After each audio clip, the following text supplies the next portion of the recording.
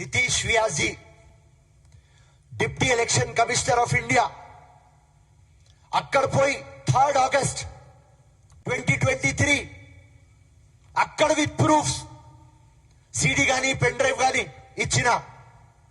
4th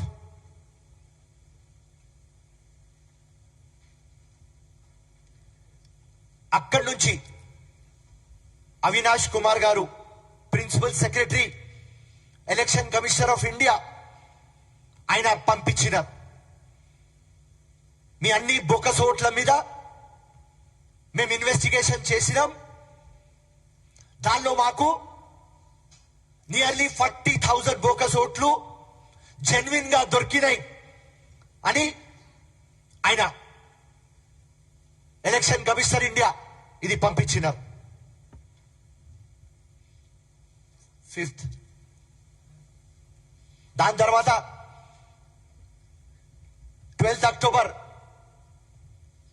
2023 హైకోర్టులో పోయి chief justice దగ్గర రిట్ వేసిన. ఈ రిట్ లో చెప్పిన ఈ అన్ని ప్రూఫ్లు ఉన్న తర్వాత కూడా ఎలక్షన్ కమిషన్ ఓటు డిలీట్ చేస్తలేరు. అప్పుడు ఆ election commission council Avinash Desai on record వచ్చి, సార్ మేము మొత్తం ఇన్వెస్టిగేషన్ చేస్తాం అంటే, మేము చెప్పిన ఇన్వెస్టిగేషన్ ఏం చేస్తాం, మీ దగ్గర నుంచే రిపోర్ట్ పంపించినారు మీరు 40,000 బోకస్ ఉన్నాయని, తప్పకుండా అది డిలీట్ చేస్తాం, ఫైనల్ రోల్ లో డిలీట్ చేస్తామని వాళ్ళు హైకోర్టుకి కూడా చెప్పినారు. నంబర్ 6 దాని తర్వాత మళ్ళీ సిఇఓ తెలంగాణ దగ్గర పోయి 17th October హైకోర్టుకు రుజువు అయిన తర్వాత ఆయన దగ్గర పోయి హైకోర్టులో రుజువు అయినా హైకోర్టు ఇది ఆర్డర్ ఇచ్చింది, మెహర్బానీ చేసుకొని ఆ ఓట్లు డిలీట్ చేయండి అని మళ్ళీ సిఇఓ తెలంగాణకి మళ్ళీ పోయి పెట్టినాం.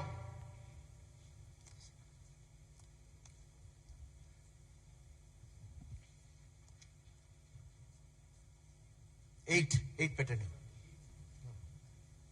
8 పెట్టండి, 7 వద్దు, 7 తర్వాత తీసుకోండి. పెట్టినా ఇది నేను 2019లో రజత్ కుమార్ గారు ఉన్నారు.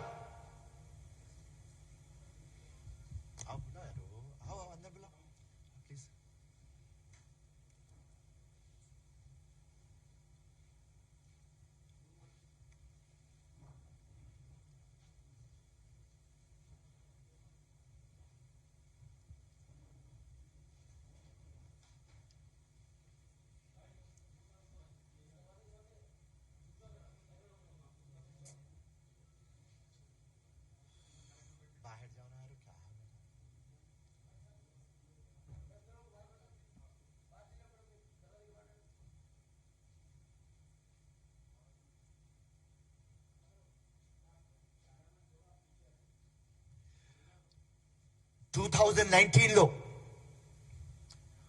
అప్పుడు రజత్ కుమార్ గారు సిఇఓ తెలంగాణ అక్కడ పోయి చెప్పిన,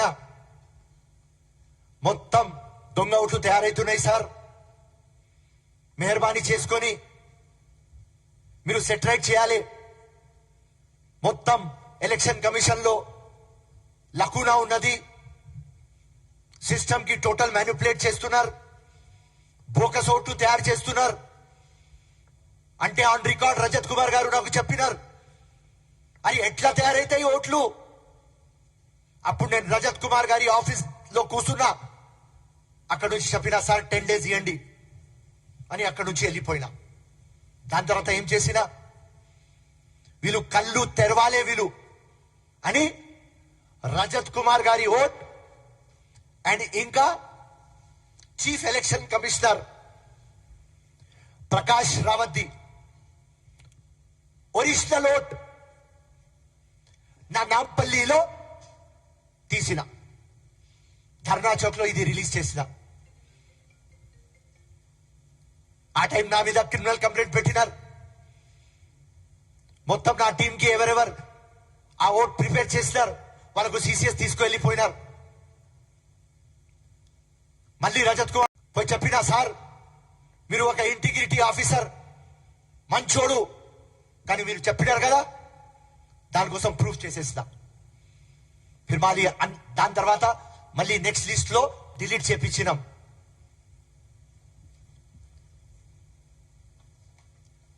సెవెంత్, ఈ ఓట్లు డిలీట్ అయితలేవు. ఎలక్షన్స్ నోటిఫికేషన్ వచ్చేసింది. కమిషనర్ అప్పుడు సందీప్ షిండాలియా గారు చాలా ఆనెస్ట్ అప్రైట్ ఆఫీసర్. ఆయన దగ్గర పోయి, సార్ మీ హెల్ప్ కావాలి, ఈ దొంగ ఓట్లు పోతలేవు, హైపర్ సెన్సిటివ్ బూత్లు ఉన్నాయి, నాకు పారామిలిటరీ కావాలి. ఆయన ఒకటే మాట అన్నారు, బయట ఎవరైనా గడబడి చేస్తే నేను కేసులు బుక్ చేస్తా, వాళ్ళకు అరెస్ట్ చేస్తా, కానీ లిస్ట్లలో పేర్లు ఉంటే నా దగ్గర ఏం పవర్ ఉన్నది ఫిరోజ్ ఖాన్. ఇలా సార్ మీరు కేసులు బుక్ చేయండి, నేను కంప్లైంట్ పెట్టినప్పుడు. ఇది మా కమిషనర్ గారికి ఇచ్చిన తర్వాత ఇవన్నీ ఎందుకు చెప్తున్నా అంటే, ఎట్లా దొంగ ఓట్లు లోపల లిస్టులలో చేస్తారు, దాని తర్వాత బయట చేస్తారు. ఎట్లా ఫ్రీ ఫేర్ ట్రాన్స్పరెంట్ ఎలక్షన్ అయితలేదు, ఇదే ప్రూఫ్ చేయడానికి మీ ముందు ఉన్నా. మళ్ళీ ఆ ఎలక్షన్ అయినప్పుడు కేసులు బుక్ చేపించినాం.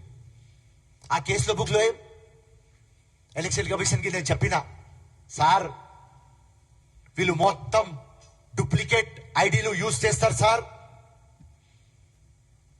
థిన్నర్ యూజ్ చేస్తారు సార్, మీరు నమ్మరు.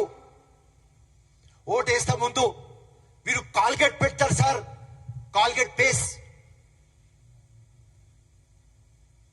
ఈ మెకానిజం కు మీరు బ్రేక్ చేయాలి సార్ చెప్పినాం. దాని తర్వాత మేము మా నాంపల్లిలో election day Zakir, Shahabuddin red handed పట్టుకున్నారు. ఇలా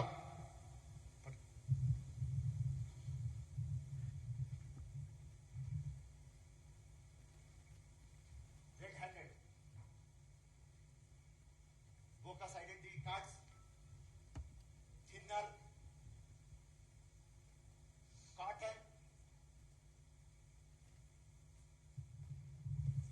దీంతో పట్టుకుపోయి. ఇది ఎవరితో లింకు? ఇది ఎవరితో లింకు? ఈ పెద్ద శర్వాణి, అందరికంటే లంగా దొంగ ఫెల్లో వీడే. వీడి గురించి చెప్తా కొద్దిగా టైం అయిన తర్వాత. ఇట్లా కంటిన్యూస్లీ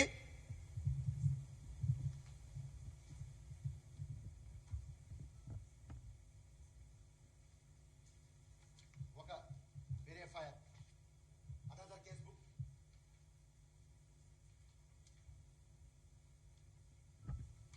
మళ్ళీ ఒక ఫైర్. ఇట్లా 4 కేసులు 4 జగ సేమ్ మేము పట్టుకున్నాం. పట్టుకొని కమిషనర్ ఆఫ్ పోలీస్ ఇమాందారు ఉన్నాడు కాబట్టి వాళ్ళ మీద కేసులు బుక్ చేపించినాం. దాని తర్వాత కూడా రాసినాం సిఓకి కానీ డిఓకి కానీ, సార్ ఇది ఏం పరిశాని సార్, ఇది ఇట్లా అయితే ఎట్లా. అండ్ అప్పుడు సిఓకి కలిసినప్పుడు, ఎలక్షన్ కమిషన్ కి కలిసినప్పుడు చెప్పినాం, సార్ ఇది నాన్ బెయిలబుల్ కేసు పెట్టండి సార్, మొత్తం డెమోక్రసీకి మర్డర్ చేస్తున్నారు వీళ్ళు, మెహర్బానీ చేసుకొని మీరు వచ్చి ప్రెస్ ముందు చెప్పండి, డబల్ ఓట్ వేసి పట్టుకుంటే మీకు జైలుకి పంపిస్తాం, ఇట్లాంటి యాక్టివిటీస్ చేస్తే థిన్నర్ గాని మీరు యూజ్ చేస్తే మీకు నాన్ బెయిలబుల్ కేసులో బుక్ చేస్తాం. కానీ ఈసీ ఎప్పుడు నా మాట పట్టించుకోలేదు.